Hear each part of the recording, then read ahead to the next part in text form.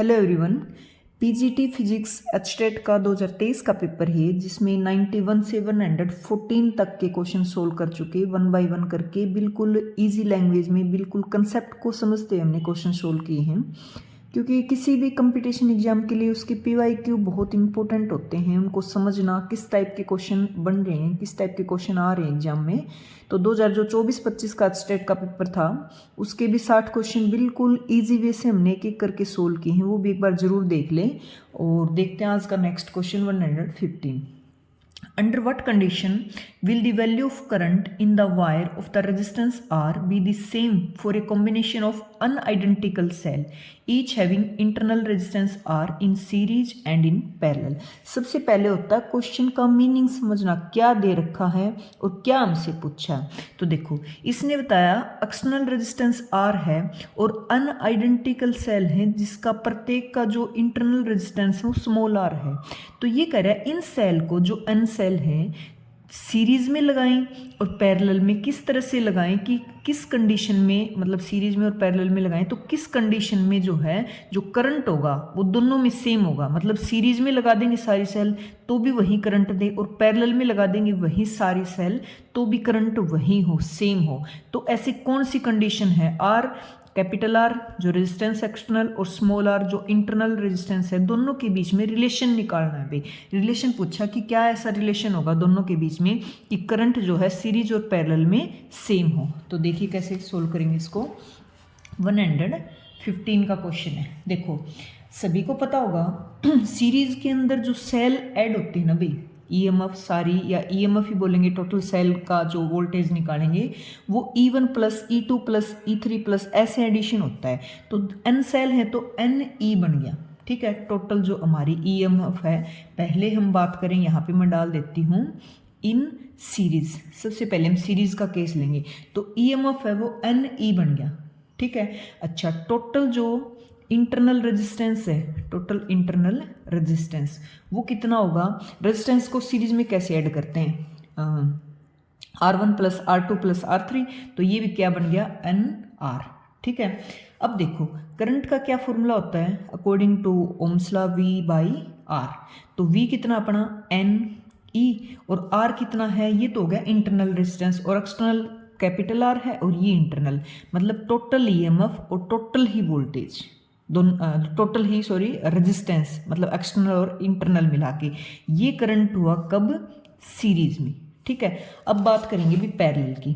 In parallel देखो, parallel में सभी को पता है सीरीज के अंदर करंट सेम होता है और पैरेलल में वोल्टेज सेम होता है। तो पैरेलल में जो टोटल ईएमएफ होगी ना, टोटल ईएमएफ वो तो E होगी क्योंकि पैरेलल के अंदर तो सभी सेल्स के पास सेम वोल्टेज है, ठीक है। अच्छा, टोटल जो रेजिस्टेंस है वो बताओ पैरेलल में, पैरेलल में कैसे ऐड होता है? एक का रेजिस्टेंस इंटरनल R है, सभी का ही R है, तो वन फर्स्ट का जोड़ेंगे, सेकंड का जोड़ेंगे, थर्ड का जोड़ेंगे, इस तरह से चलेगा। R एलसीएम लेंगे, ऊपर 1 + 1 मतलब N हो जाएगा। तो जो टोटल रेजिस्टेंस आया वो कितना आया? उल्टा कर दो इसको, R/N, क्योंकि ये 1/R की वैल्यू होती है ना, तो R की क्या हो जाएगी? R/N, ये रेजिस्टेंस आया। तो ये सीरीज का करंट है, यहाँ पे रख दो पैरेलल का करंट। तो पैरेलल में सेम फॉर्मूला लगाओ, V/R।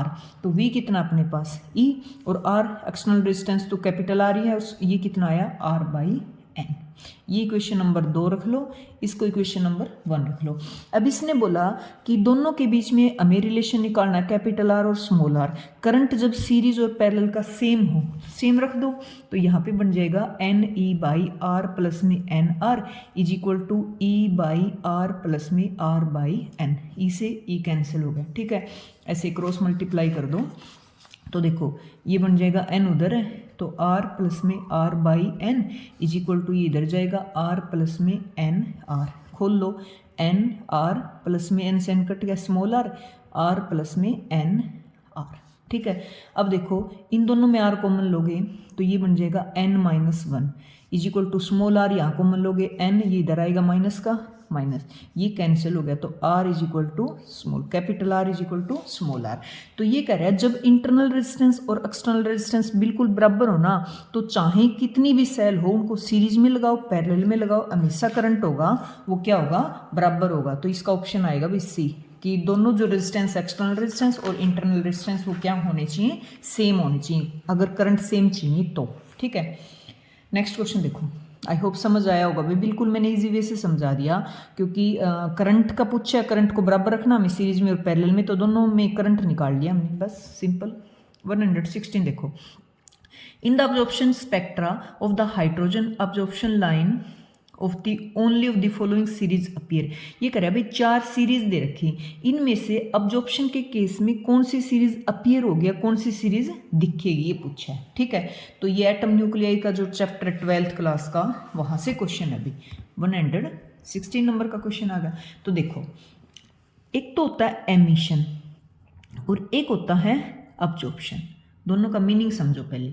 एमिशन क्या होता है, ऊपर वाली जो देखो, जो n = 1 2 3 ऐसे ऑर्बिट बनते हैं, तो ऊपर से इलेक्ट्रॉन जंप करके नीचे आएगा ना, ऊपर वाली n = हायर लेवल से लो पे आएगा, तो होता है हमेशा एमिशन, और एमिशन से ही ये सीरीज बनती है। ठीक है, अगर कोई भी ऊपर वाली लेयर से 1 लेयर पे अगर पहुंचेगा इलेक्ट्रॉन और जो लाइट एमिट होगी, तो हमेशा बनती है लाइमन सीरीज। ध्यान रखना, कहाँ फाइनल तो कहीं से आओ और n = 1 पे आएगा तो हमेशा लाइमन सीरीज बनती है। ठीक है, फाइनल ऊपर से n = 2 पे आएगा तो हमेशा बाल्मर सीरीज बनती है। फाइनल ऊपर से कहीं से n = 3 पे आएगा तो पास्चन पफंड ब्रैकेट ऐसे सीरीज बनती। तो ये सीरीज बनती भी एमिशन से, ध्यान रखना। बट यहाँ पे इसने एमिशन का तो पूछा ही नहीं, इसने किसका पूछा है, अब्जॉर्प्शन का, मतलब लोअर स्टेट n = 1 से अपर में जाना इलेक्ट्रॉन। ठीक है, तो n = 1 पे सिर्फ एक सीरीज है, वो कौन सी सीरीज है, लाइमन सीरीज। ठीक है, तो अब्जॉर्प्शन में कौन सी सीरीज अपीयर होगी, सिर्फ लाइमन, क्योंकि n = 1 पे जंप करेगा ऊपर से इलेक्ट्रॉन, तो सिर्फ एक सीरीज है लाइमन सीरीज। n = 1 पे एक ही सीरीज बिलोंग करती है, क्योंकि बाल्मर पास्चन जो भी ऊपर दे रखी है 1 = >1 पे है भाई बाकी सभी। ठीक है, बस ये इस क्वेश्चन का आंसर है। क्या, कौन सी सीरीज इसमें पूछा अपीयर होगी, तो सिर्फ लाइमन सीरीज, क्योंकि n = 1 पे सिर्फ ये लाई करती है। अब्जॉर्प्शन मतलब नीचे से n = 1 से वापस ऊपर जाना। ठीक है, उसके ऊपर एनर्जी डालेंगे तो। क्लियर है। देखो नेक्स्ट पूछे इसने, consider the following statement. 2 statement दे रखी भी, electron effective mass depend on the property of semiconductor. ये कह रहा है जो इफेक्टिव मास होता है इलेक्ट्रॉन का, क्या वो सेमीकंडक्टर की प्रॉपर्टी पे डिपेंड करता है, तो बिल्कुल करता है भाई। ये मैं एक्सप्लेन करूंगी अभी, अगला ऑप्शन और पढ़ लेते हैं।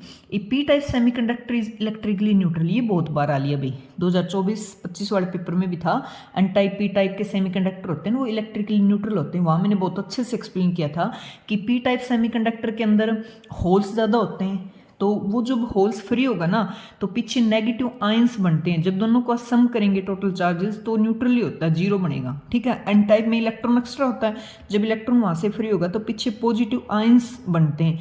दोनों का सम करेंगे तो हमेशा जो एटम होता है ना, टोटल एटम, वो इलेक्ट्रिकली न्यूट्रल ही होता है। तो काफ़ी बार आता है, इसका ध्यान रखना। ये समझ लो बस। देखो इफेक्टिव मास होता है ना, ये जो अपना ओरिजिनल मास होता है वो नहीं होता भाई, ये एक टाइप का इमेजिनरी मास होता है। ये मान लो इफेक्टिव मास नेगेटिव भी हो सकता है, और होल और इलेक्ट्रॉन दोनों का इफेक्टिव मास होता है। इफेक्टिव मास होता है भी जहाँ एटम जैसे कि एक तो वैक्यूम में हो, मतलब स्पेस में हो, या फिर किसी सेमीकंडक्टर में हो। तो सभी सेमीकंडक्टर की जो इंटरनल स्ट्रक्चर होती है ना वो अलग अलग होती है। तो मोशन होता है ना इलेक्ट्रॉन का, वो भी सभी सेमीकंडक्टर में अलग अलग होता है। बात करें जैसे सिलिकॉन जर्मेनियम की, तो आउटर ऑर्बिट में दोनों में 4-4 वैलेंस इलेक्ट्रॉन हैं, तो भी इनका इफेक्टिव मास दोनों में अलग अलग होता है, सिलिकॉन और जर्मेनियम दोनों सेमीकंडक्टर में। क्यों? क्योंकि उनकी इलेक्ट्रॉनिक कॉन्फ़िगरेशन, अंदर की स्ट्रक्चर सब कुछ अलग होता है भाई। तो मोशन होता है ना इलेक्ट्रॉन का, वो अलग होता है दोनों में। जैसे मैं एग्जाम्पल दूँ, किसी फर्श पे साइकिल चला रहे हो और किसी रेत में चला रहे हो, तो दोनों में साइकिल वही है, बट जो साइकिल का मोशन है ना दोनों में अलग अलग है। तो सेम वही कंडीशन है भाई, सभी में जो इफेक्टिव मास होता है वो इमेजिनरी मास होता है, वो रियल मास के इक्वल नहीं होता भाई। तो ये डिपेंड करता है भी उसकी सेमीकंडक्टर का जो क्रिस्टल की लेटेस्ट जो उसकी बनावट है ना भाई, बनावट कैसी है, इलेक्ट्रॉन क्रिस्टल के अंदर कैसे मोशन करता है, बस ये ध्यान रखना। तो ये सेमीकंडक्टर की प्रॉपर्टी पे डिपेंड करता है। अलग अलग सेमीकंडक्टर के लिए इफेक्टिव मास होता है, मोशन होता है इलेक्ट्रॉन का, वो अलग होता है। ठीक है, तो इसने पूछा भी क्या दोनों सही हैं, तो बिल्कुल दोनों सही हैं।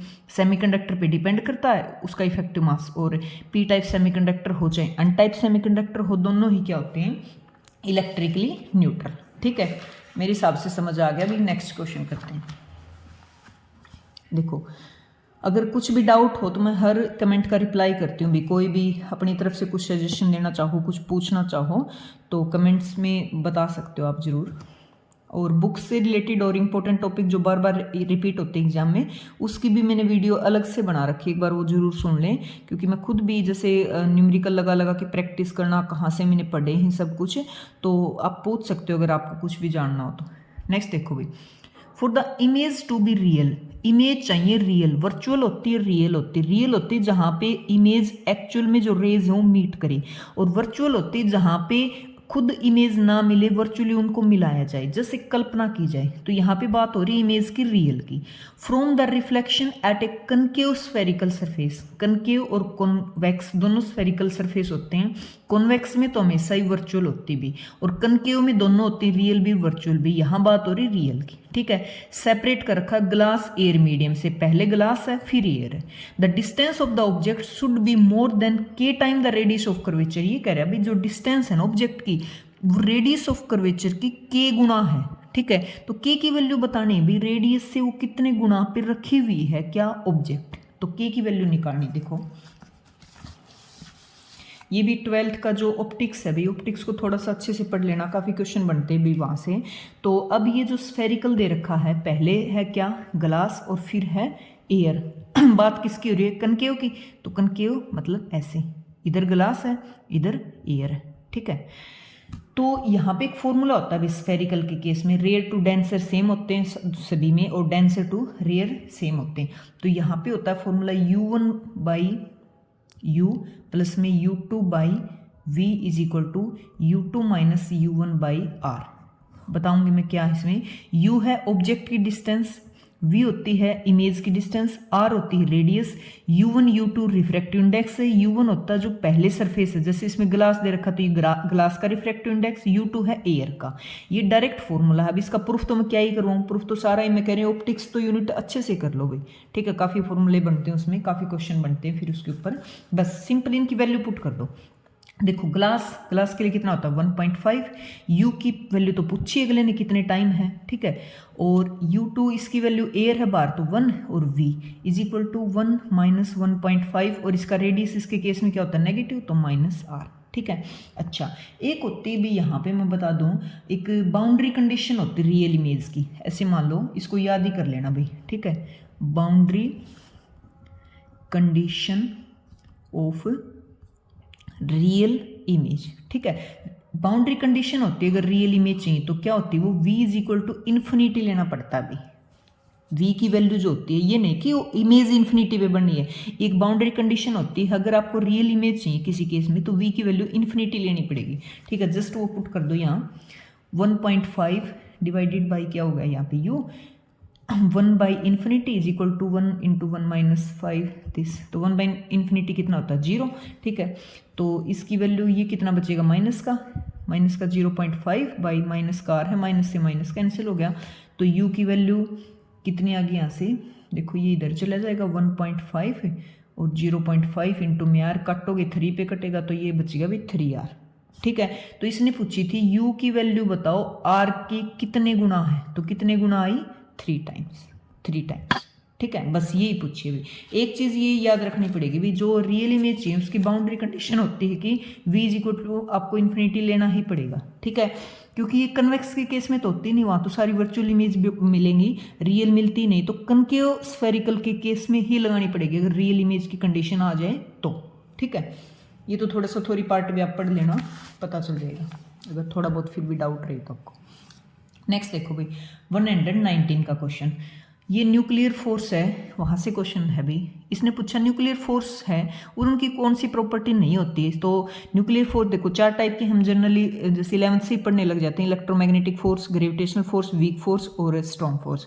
तो न्यूक्लियर फोर्स कौन सा होता है, स्ट्रॉन्गेस्ट फोर्स होता है नेचर के अंदर, बट ये थोड़ी दूर में लगता है, न्यूक्लियॉन्स होते हैं प्रोटॉन और न्यूट्रॉन, उनके बीच में लगता है, उनको बांध के रखता है, तो कम रेंज तक लगता है बिल्कुल, ये ठीक है, शॉर्टेस्ट रेंज बोल सकते हैं, बट स्ट्रॉन्ग बहुत होता है। अच्छा, अपने जो एडजस्ट वाला या साथ वाला है उस न्यूक्लियंस के बीच में लगता है, दूर तक नहीं लगता, अपने साथ वाले को ही चिपका के रखता है। तो देखते हैं कौन सी प्रॉपर्टी नहीं है।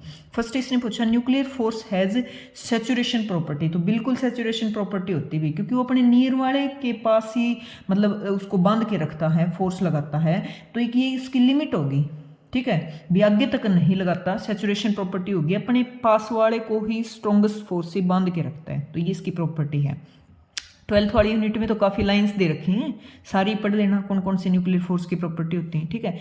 Nuclear force are effective only short range, short range होती है, कुछ फर्मी तक ही काम करता है, और फर्मी की वैल्यू पता होगा सभी को 10⁻⁻15 मीटर होती है, तो शॉर्टेस्ट रेंज फोर्स है।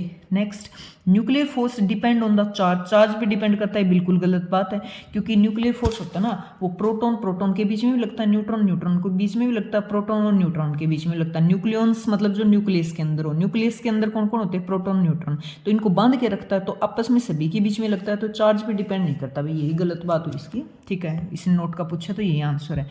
Nuclear force are the most powerful force known as nature, हाँ न्यूक्लियर फोर्स जो है मोस्ट पावरफुल है, क्योंकि स्ट्रॉन्गेस्ट फोर्स होता है नेचर के अंदर, तो ये भी करेक्ट है भी, तो जो रॉन्ग हुआ वो ऑप्शन सी हुआ, ठीक है।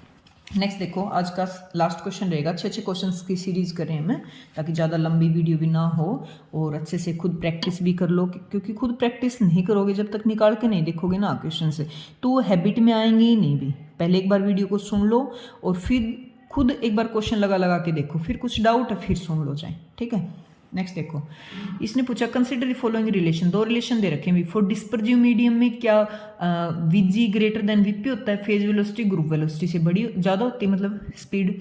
नॉन डिस्पर्जिव मीडियम में क्या फेज वेलोसिटी ग्रुप से ज़्यादा होती है, तो कौन सा करेक्ट है ये पूछा है, पहले इसका एक बार मीनिंग समझ लो, ठीक है। अगला पेज ले लेती हूँ, देखो एक तो होता है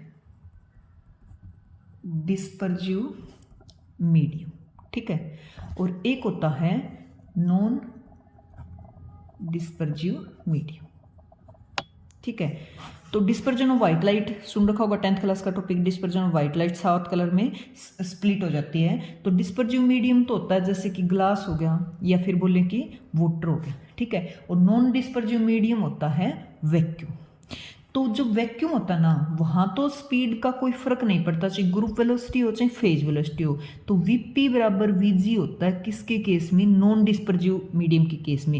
वीपी क्या होती है और वीजी क्या होती है, इसका मीनिंग समझो। वीपी होती है फेज वेलोसिटी जिसका फॉर्मूला होता है ओमेगा बाई के, और वीजी होती है ग्रुप वेलोसिटी जिसका फॉर्मूला होता है डी ओमेगा बाई डी के। और इसको इजी लैंग्वेज में समझो, जो फेज वेलोसिटी होती है ना, ऐसे मान के चलो कि छोटी लहर होती है, या फिर कोई वेव चल रही है, उसकी सिंगल जो पर्टिकुलर पार्ट है ना, उसकी स्पीड को देखती है, जैसे करस्ट पार्ट को देख लिया किस स्पीड से चल रहा है।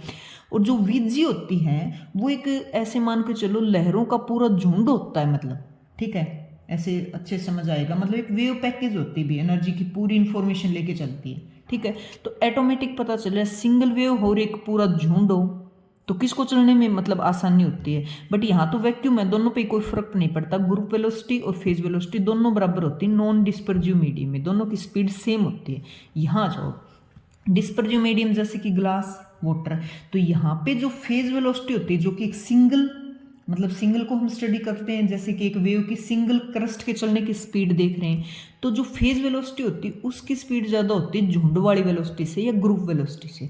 तो ये कंसेप्ट याद रखना, मैंने बिल्कुल इजी लैंग्वेज में समझा दिया भाई, ये एक सिंगल लहर और ये झुंड लहरों का, ठीक है। अब क्योंकि ग्लास, वाटर जहाँ पे वेलोसिटी स्पीड मतलब चेंज हो जाती है, तो ये वाली तो आसानी से निकल जाएगी, इसकी स्पीड ज़्यादा होती है, तो ग्रुप वेलोसिटी की कम होती है, ठीक है। अब एक बार अपने ऑप्शन पे आ जाओ, इसने क्या पूछा देखो, डिस्पर्जिव मीडियम, ये बड़ा, इसमें ये कह रहा है कि ग्रुप वेलोसिटी की स्पीड ज़्यादा होती है फेज वेलोसिटी से, तो गलत बात है अभी, फेज वेलोसिटी की ज़्यादा स्पीड होती है, और क्यों होती है मैंने बता दिया।